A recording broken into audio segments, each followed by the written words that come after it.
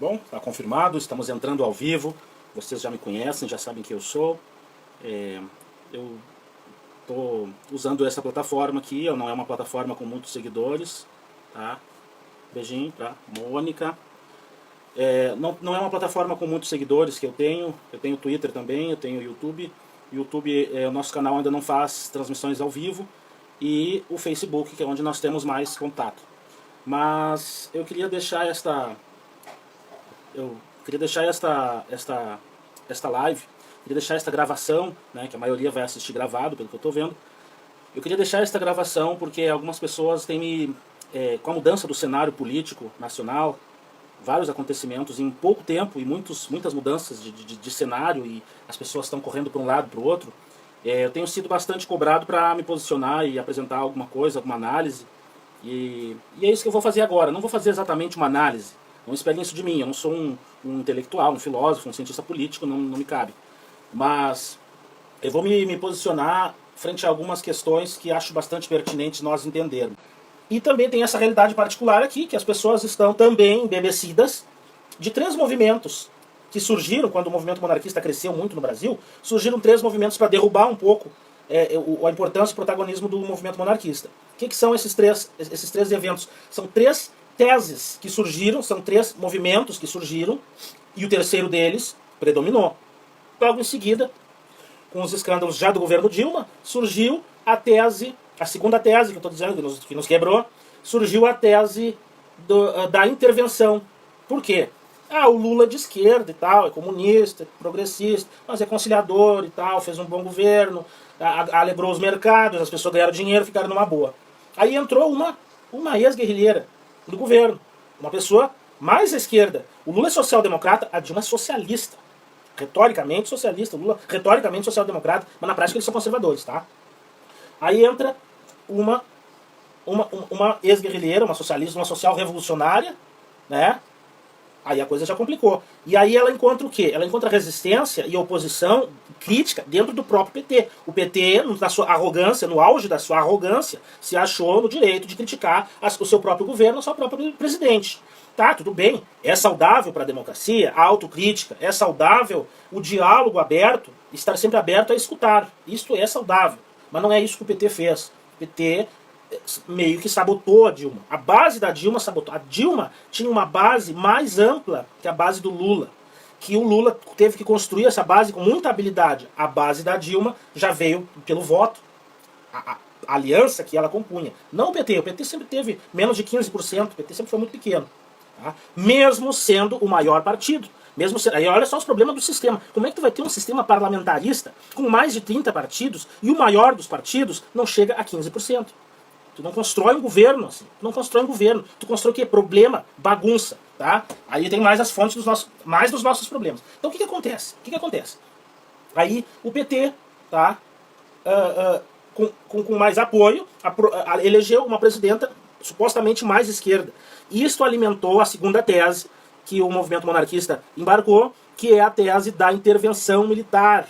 Então as pessoas começaram a se movimentar. Isso sem contar também com os movimentos, a crise de 2008 se agravando. Ela chegou no Brasil em 2013, mais ou menos. O Brasil não sentiu, né? Eram necessários alguns ajustes que o governo não teve apoio para fazer, porque justamente veio esta insubordinação, essa rebelião na base. Né? Então o governo não conseguiu fazer as reformas que precisava para conseguir gerir a crise, e se aprofundou a crise, e o governo queria botar na conta dos ricos, as pessoas que ganharam bastante dinheiro, tentou botar uma parte nos ricos. Problemas que o PT, que se propunha a resolver e não resolveu, né? Como a questão das licenças dos canais de televisão, das concessões, né? O PT não mexeu nisso. E uma série de outras questões que o PT não mexeu. O PT não mexeu em muitas coisas. O PT só enfocou em promover um estado de bem-estar social, distribuir a riqueza, porque assim enriqueceu mais, o país enriqueceu mais, criou um mercado consumidor maior, porque disponibilizou o crédito, as pessoas compraram, a indústria começou a trabalhar bastante, o país começou a exportar, começou a melhorar a qualidade, entendeu? Então deu uma aparência de classe média para o povo viver isso aí. Só isso que o PT fez, né? O PT não fez a outra parte das reformas que precisava fazer. Não transformou nada. Não implantou socialismo nenhum. Isso aí é paranoia de quem não entende nada de política. O PT vai implantar o comunismo. Porque tem um monte de LGBT, não sei o que. Bom, enfim, não tem nada a ver com isso. Mas enfim, o que aconteceu então com o governo Dilma? Então, surgiu um desejo de deposição. Tá? Mas isso aí se acalmou porque vieram os protestos de 2013 e a expectativa, esses protestos plantados, né, plantados pela internet, a gente já tinha visto isso aí em 2008, já tinha acontecido em 2008, algo similar, né? Aí vieram os protestos de 2013, esses protestos na eleição, eles pararam, né? Quando morreu o cinegrafista da Bandeirantes, num protesto desses, eles começaram a investigar. Aí descobriram que os caras recebiam dinheiro para protestar, descobriram uma ligação deles com sites e grupos internacionais, estrangeiros. Quando a investigação chegou para esse lado, parou tudo, pararam os protestos. Pararam de botar dinheiro nos anúncios, né? Como é que é? Na potencialização das publicidades e dos posts que incitavam os protestos, eles pararam de receber dinheiro para ser potencializados. E aí os protestos pararam, em 2013. Mas existia, por parte de quem estava manipulando a nossa política interna brasileira, de lá de fora, existia um interesse de que esse governo não fosse reeleito em 2014. Bom, chegou 2014, o governo foi reeleito. Aí começou o problema. Primeira coisa que aconteceu, houve de tudo que é tipo de denúncia, de tudo que é tipo de coisa. Estelionato eleitoral, fraude eleitoral, o cara que perdeu as eleições não reconheceu, né? O vice começou a reclamar que não estava recebendo atenção e começou a se preparar o golpe. O brasileiro não se deu conta, mas ele embarcou num golpe de Estado que visava abrir mão da nossa soberania sobre recursos naturais, sobre riquezas e sobre direitos. Porque é um momento de crise, é um momento de apertar o cinto, tá? E não é um momento de continuar distribuindo riqueza, tá? E os ricos pagarem pela crise. Não, os pobres paguem pela crise. Isto foi o que motivou o golpe de 2016. E foi golpe, sim, mesmo que eles conseguiram colocar uma roupagem legal. E isto os monarquistas perdidos, estão do lado inverso da história. Né? Porque os monarquistas apoiaram o golpe. Aí tu pensa bem, um golpe dado por conservadores, escravocratas, descendentes de traficantes de seres humanos. Essa classe de elite que nós temos, e isso não é eu que digo, o G.C. Souza diz, e tem vários outros, inclusive banqueiro que diz, como o Eduardo Moreira, por exemplo, um banqueiro, e ele diz isso, tá? Isto, tá, que aconteceu é o mesmo golpe lá de 1889 que extinguiu a monarquia. É um golpe com o mesmo caráter, com a mesma motivação, com os mesmos entes políticos. Os descendentes, os netos, bisnetos, trisnetos deles foram os caras que financiaram, que se interessaram por esse golpe, os caras que se beneficiaram, que ganharam com esse golpe. Em cima do quê? Da exploração, do trabalho, da exploração do povo, de um sentimento de escravocrata, um sentimento escravagista. Que ninguém se deu conta, que a esquerda não se deu conta, que o próprio PT não se deu conta. Mas se criou todo esse ambiente. E os monarquistas embarcaram, cara. Embarcaram na mesma corrente política que é antimonarquista. Porque tu pensa bem, quem é que precisa da restauração da monarquia? É o povo. Quem precisa é o lascado, é o trabalhador. É aquele que não está representado no poder, que precisa da monarquia. Porque o monarca representa a toda a população. O monarca é o cara que vai cuidar. O monarca é o pai da família. É aquele que vai cuidar que todas as bocas comam, que todas as barrigas estejam alimentadas dentro da sua casa. E a casa do monarca é a nação.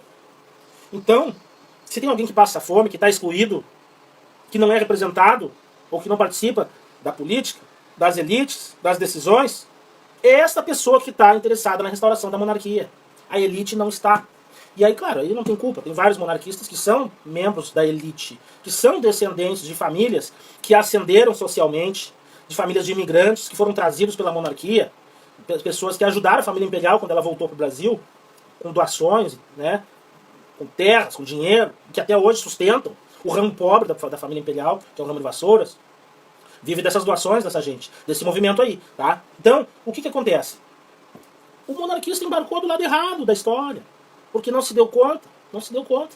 O monarquista acredita, e tu vê isso nos discursos, nas palestras de Dom Luiz Felipe de Orleans Bragança, tu vê isso, que ele acredita que, claro, primeiro, não existe monarquia sem aristocracia, não existe monarquia sem nobreza.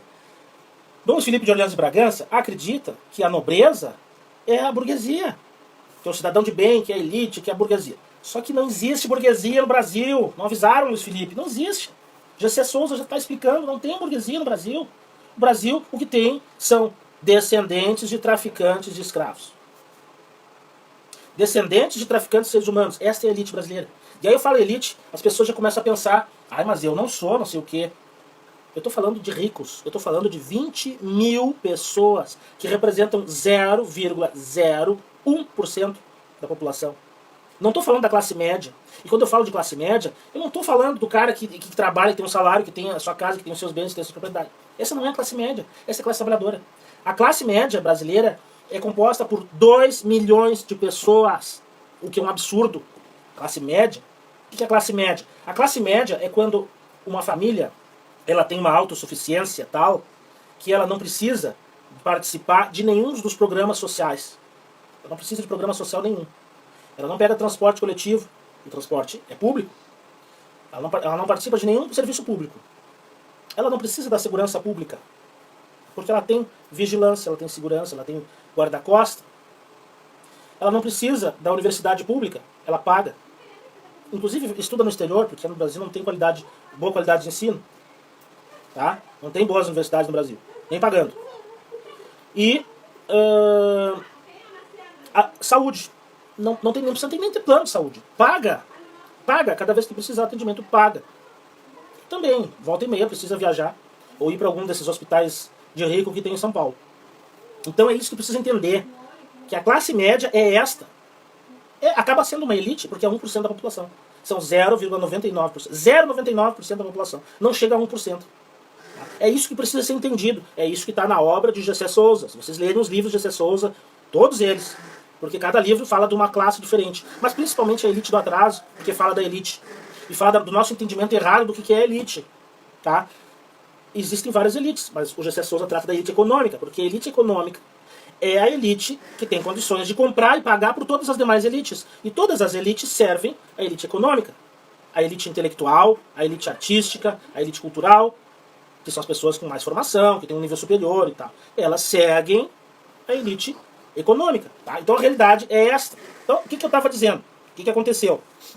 Então essas pessoas, elas se favoreceram do golpe. 0,01%. Porque elas são ricas com ou sem golpe, com o presidente, com outro presidente, elas são ricas. Não interessa para elas. E aí, quando tem um governo de esquerda, existe sempre aquela ameaça rondando. Vão taxar as fortunas, vão começar a cobrar imposto de renda. Porque tu sabia que no Brasil o rico não paga imposto de renda.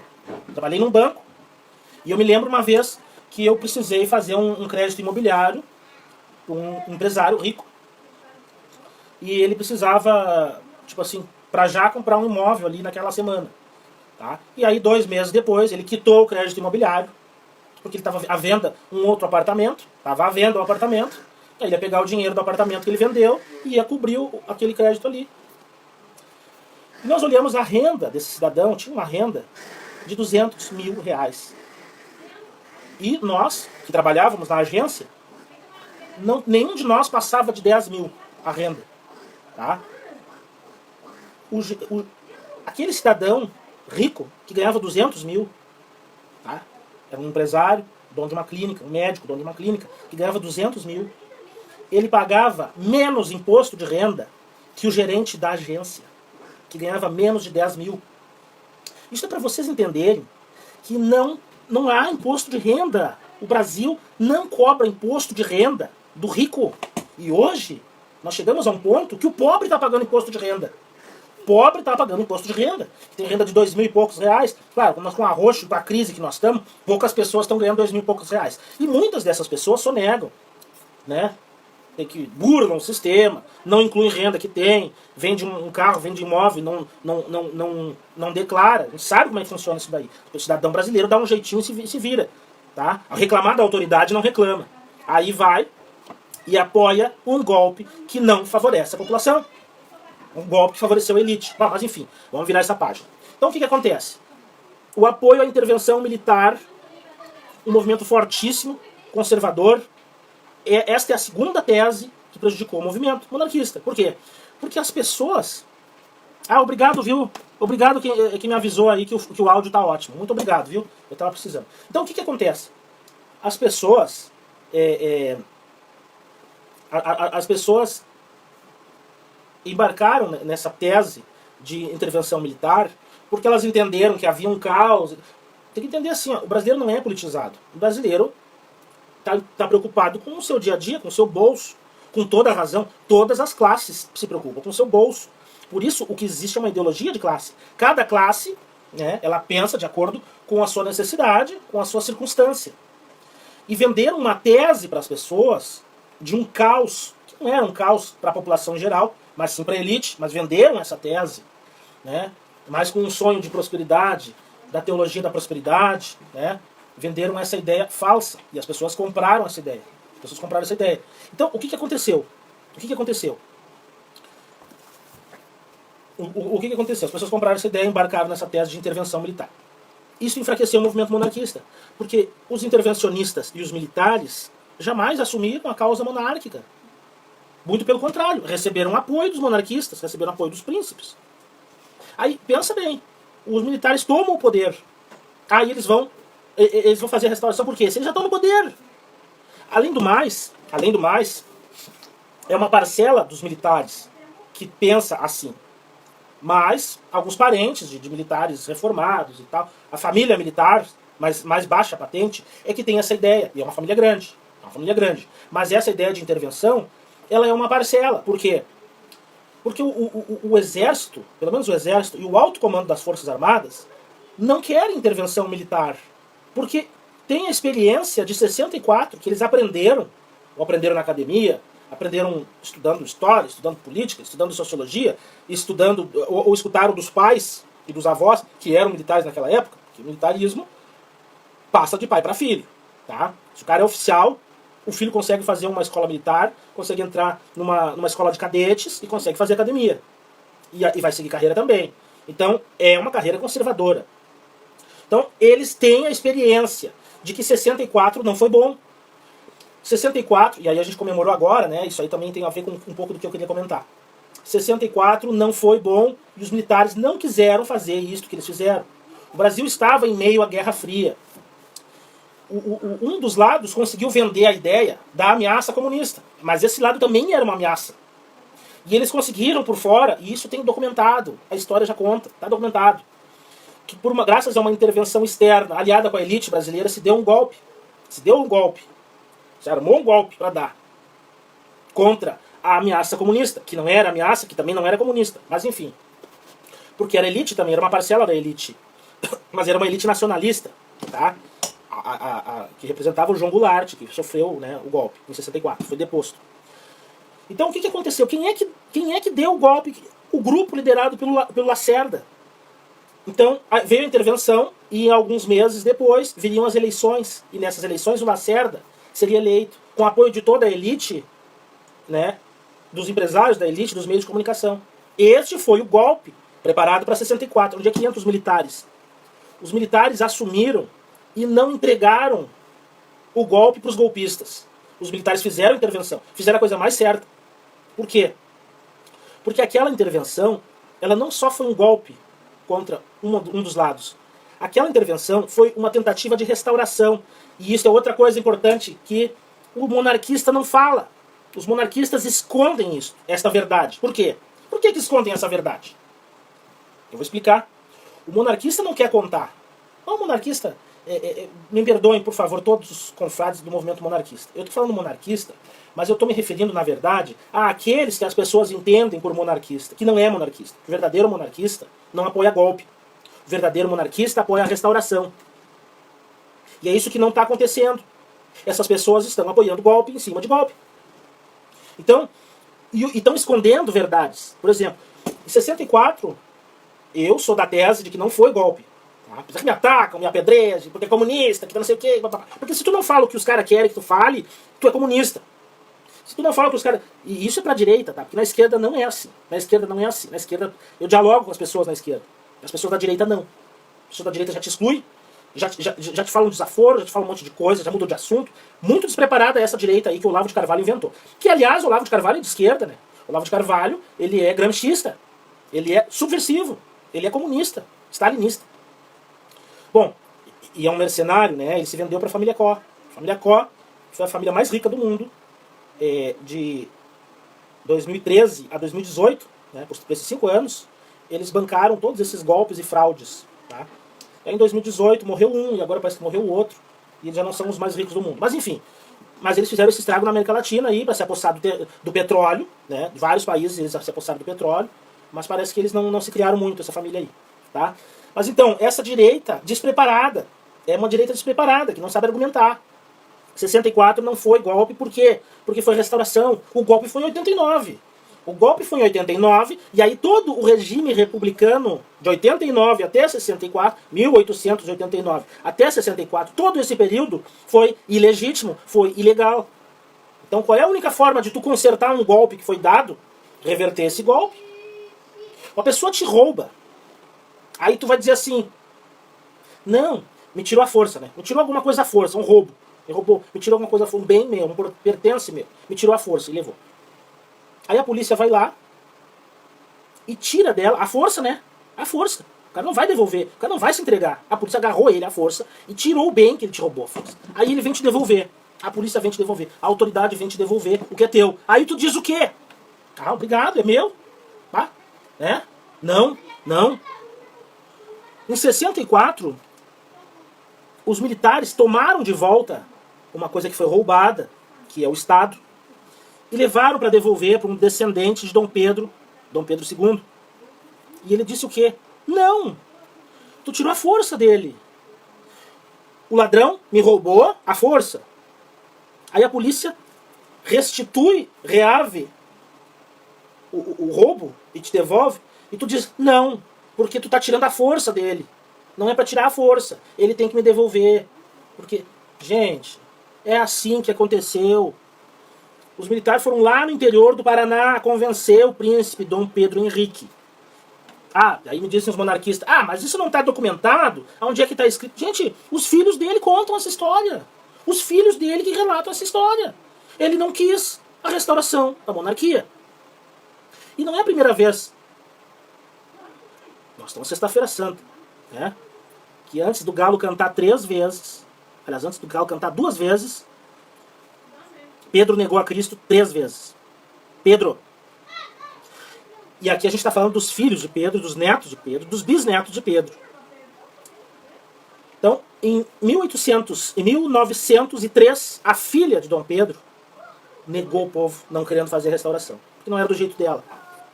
Em 1908, ela forçou o neto de Dom Pedro a abdicar também.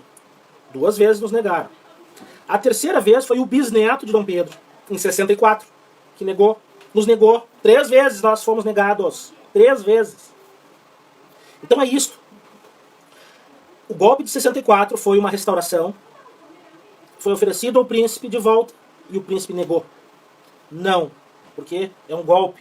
Ora, se é um golpe, se eles mesmos, os monarcas, têm entendimento de que é um golpe, então eles legitimam o golpe de 89. A mesma coisa que a avó dele, em 1903. Ela legitimou o golpe de 89. Gente, nós precisamos da restauração. Nós precisamos da restauração. E hoje a gente sabe, né, que este ramo não é um ramo legítimo. Além dele ter negado o povo 3 vezes, ele não é um ramo legítimo. Mas isso não interessa. Tá? O que interessa é a unidade do movimento monarquista. Tá? Que esse povo aí impede o movimento monarquista de ter unidade, porque eles estão do lado da burguesia, eles são golpistas. A origem da Casa de Bragança é uma origem plutocrata, é uma origem burguesa e golpista. Ela não tem origem em conspirações, mas ela conspirou e sempre se posicionou do lado dos ricos. Esta família, este ramo. Então o que aconteceu em 64? Houve uma restauração e não foi permitido, não foi entregue. E aí não tinham a quem, os militares procuraram. Aí o Comando Militar do Sul, em 71, encontrou um príncipe legítimo para assumir.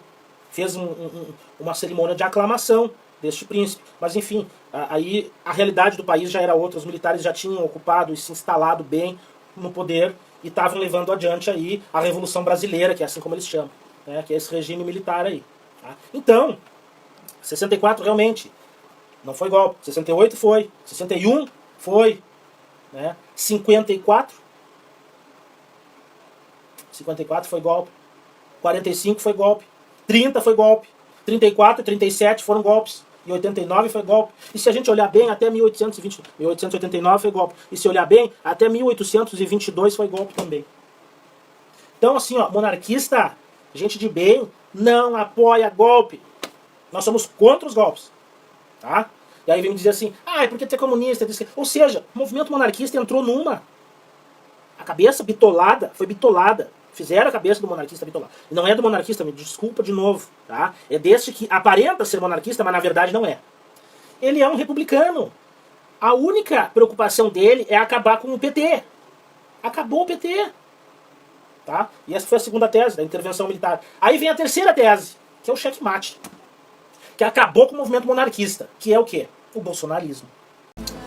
Um abraço a todos. Muito obrigado por assistir até aqui, se não ao vivo, mas aqueles que estão vendo a gravação, muito obrigado por prestarem atenção em tudo que nós estamos fazendo, e é muito importante para nós superarmos os boicotes que estão sendo impostos a nós. É muito importante a tua adesão, é muito importante o teu apoio e o teu trabalho voluntário para a restauração acontecer.